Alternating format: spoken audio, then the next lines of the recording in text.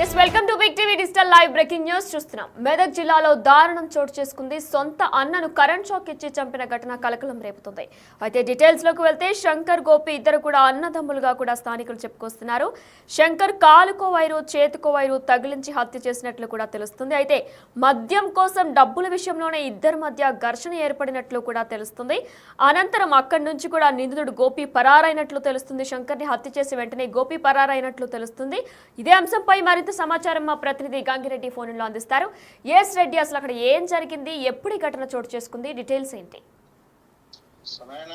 రాత్రి అర్ధరాత్రి మాత్రం ఇక్కడ మెదక్ జిల్లా శివంపేట మండలము నూనె బిక్కియా తాండ గ్రామ పంచాయతీలో మాత్రం విషాదం చోటు చేసుకుందని చెప్పవచ్చు. అక్కడ శంకర్ అని 35 సంవత్సరాల అన్నను గోపి అతి దారుణంగా అంటే విద్యుత్ షాక్ ఇచ్చి మాత్రం ఇక్కడ చంపడం జరిగింది. మద్యం తాగిన తర్వాత ఇద్దరు అంటే అన్నదమ్ములు ఒకే రూమ్ లో పండుకున్నారు. ఆ తర్వాత మధ్య రాత్రి లేచిన తర్వాత అతను అన్నకి ఒక నూటలు ఒక కాలుకు ఫేస్ మాత్రం చేతికి 2 వేలు సపరేట్ గా వచ్చి ప్లగ్ ఇచ్చి ఆన్ చేయడం. ఆ తర్వాత అతను అర్ధనాదాలు కేకలు వేయడం తోటి బయట పండుకున్న తండ్రి వచ్చి లోపలికి వచ్చి చూస్తే అతను విద్యుత్ సప్లై తోటి అతను స్విచ్ ఆఫ్ చేసాడు. అంటే లైట్ బంద్ చేసి స్విచ్ ఆన్ చేయడం వల్ల ఆయనకి ఏం కనిపించలే. తన తండ్రికి మాత్రం షార్ట్ వచ్చిందని చెప్పడం తోటి అతను బయటకు వెళ్లి 10 మందిని పిలవడం, ఆ తర్వాత చుట్టు ప్రాంత వాసులకు తన విషయం చెప్పడం. ఆ లోపు వాళ్ళంతా ఇంట్లోకి బయటకు వచ్చి ఏం జరిగిందో చూసే లోపే మాత్రమే ఆయన చనిపోవడం జరిగింది. ఆ తర్వాత తన తమ్ముడు ఎప్పుడైతే గోపి తనను హత్య చేసిండో విద్యుత్ షాక్ ఇచ్చి ఆ తర్వాత వీళ్ళంతా భయభ్రాంతులు కొట్టే అవకాశం ఉందని చెప్పి పారిపోయినట్లు కొంత సమాచారం అయితే వచ్చింది. నిజంగా గోపి ఆ తర్వాత శంకర్ కూడా అన్నదమ్ములు, ఆ తర్వాత తండ్రి మాత్రమే ఉంటుండు.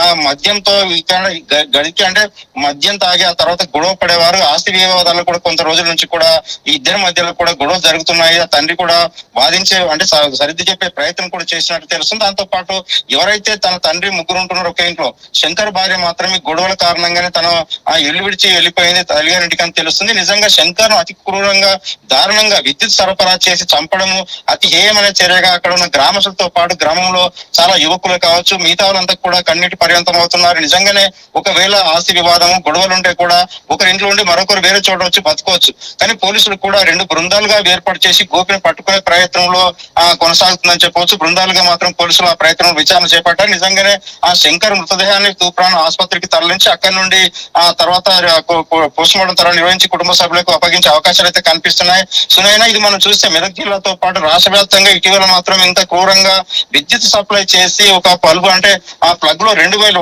ఒక వైరేమో చేతికి పెట్టి మరొక వైర్ కాలుకో పెట్టి 2 ఒకే చోట ప్లగ్ పెట్టి ఆన్ చేయడం. ఆ తర్వాత ఆయన కోలుకునే అంటే మద్యం మత్తులో ఆయన వైర్ బిగించేంత సేపు ఆయన కూమరు అంటే దాదాపు ఆయన మద్యం మత్తులో ఉన్నాడు కనుక ఆయనకు తెలియదు ఏం జరుగుతుందో. కానీ షాక్ ఇచ్చే వారికి ఫస్ట్ షాక్ తోట ఆయన ఆ మద్యం మత్తు దిగిపోయి బయటకు అరవడం, ఆ తర్వాత లేవలేని పరిస్థితిలో ఉండడం, ఆ తర్వాత ఏం జరుగుతుందని చెప్పి అంటే ఒక 2-3 క్షణాల్లోపే విద్యుత్ షాక్ తో ఆయన ఆ ప్రాణాలు కోల్పోయినట్లుగా పోలీసులు మాత్రం విచారణ అయితే వేగవంతం చేస్తున్నారు.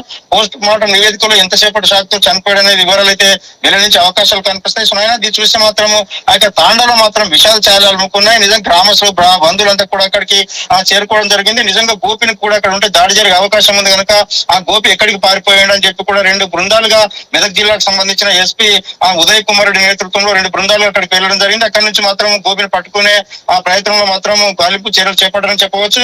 ఇక శంకర్ ను క్రూరంగా చంపినాక విద్యుత్ శక్తి చంపినాక ఆ తండ్రి కూడా బయటకు వెళ్ళి తన చిన్న కొడుకు పారిపోవడము, ఆ తర్వాత అక్కడ జరిగిందంతా చూసి ఆ మద్యం మత్తులో గొడవలు, ఆ తర్వాత ఆస్తి వివాదాల్లో తలదూర్చి తరచుగా ఆస్తికి సంబంధించిన మద్యం సంబంధించిన గొడవలు, ఆ డబ్బుల విషయంలో కూడా కొంత గొడవ జరుగుతున్నట్టు తెలుస్తుంది. నిజంగా ఆస్తి కూడా వీళ్ళిద్దరే ఆ గోపి శంకర్ 12 గుంటల కంటే ఎక్కువ మించి కూడా ఆస్తి లేదు, అంటే 12 గుంటల భూమి మాత్రమే ఉందని తెలుస్తుంది.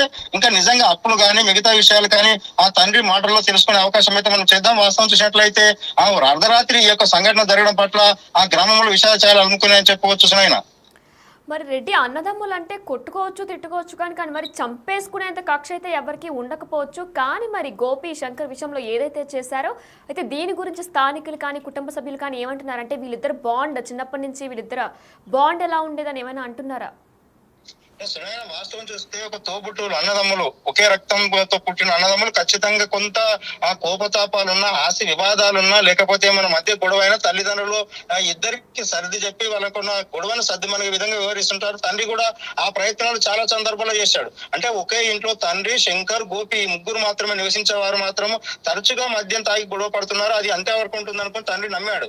నిజంగా నిన్న అర్ధరాత్రి ఇద్దరు కూడా శంకర్ గోపి ఇద్దరు మద్యం తాగారు. మద్యం తాగిన తర్వాత లోపల రూమ్ లో మాత్రం మాత్రం శంకర్ గోపి పండుకున్నారు, బయట వరండాలో మాత్రం తండ్రి పడుకోవడం జరిగింది. అంటే రోజువారీగా వాళ్ళు అట్లా పడుకుంటున్నారు కాబట్టి అతను నమ్మడం జరిగింది. ఆ తర్వాత అర్ధరాత్రి తన పెద్ద కొడుకు కేకలు వేయడంతో తండ్రి లోపలికి వెళ్ళడం జరిగింది.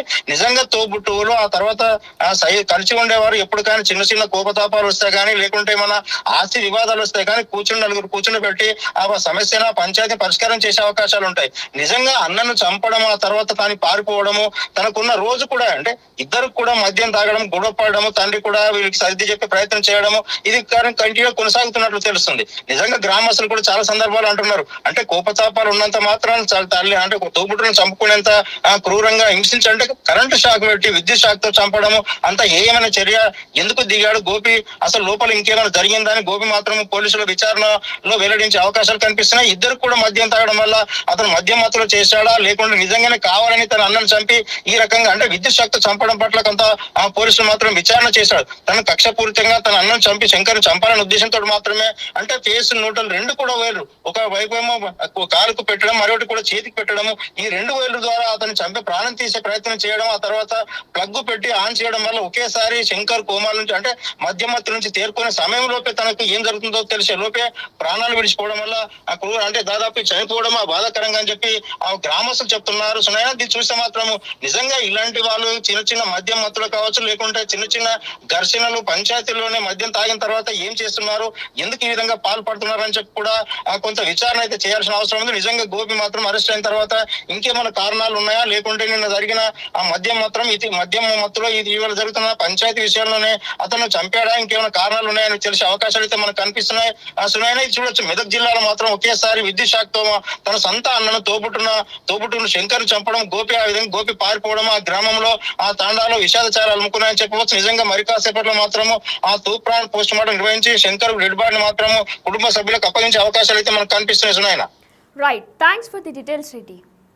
Yes, Big TV digital live లో చూస్తున్నాం. మెదక్ జిల్లాలో దారుణం చోటు చేసుకుంది. నిద్రిస్తున్న అన్నకి కరెంట్ షాక్ ఇచ్చి కూడా హత్య చేశాడు తమ్ముడు.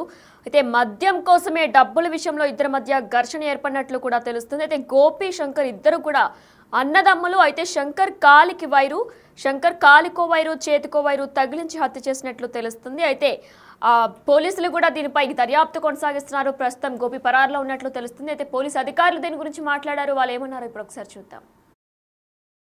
శివంపేట మండలం నాను తాండాలో ఒక మర్డర్ కేసు రిపోర్ట్ కావడం జరిగింది. అయితే సొంతం తమ్ముడే అన్నను చంపినాడు. అయితే తమ్ముడు గోపాల్ అని చెప్పేసి 22 years ఉంటాడు. వాళ్ళ అన్న శంకర్ 26-28 సంవత్సరాలు ఉంటాడు. వీళ్ళిద్దరికి గత కొంతకాలంగా చిన్న చిన్న మనస్పర్ధలు ఉన్నాయి. అయితే అన్న పెళ్ళయింది, వాళ్ళ భార్య ఈ గొడవలతోనే భార్య కూడా వెళ్ళిపోయింది. ఇద్దరే ఉంటున్నారు, తండ్రితో పాటు ముగ్గురు కలిసి ఉంటున్నారు. తండ్రి ముందు రూమ్లో ఉన్నాడు, ఇద్దరు అన్నదమ్ములు వెనక రూమ్లో పడుకున్నారు.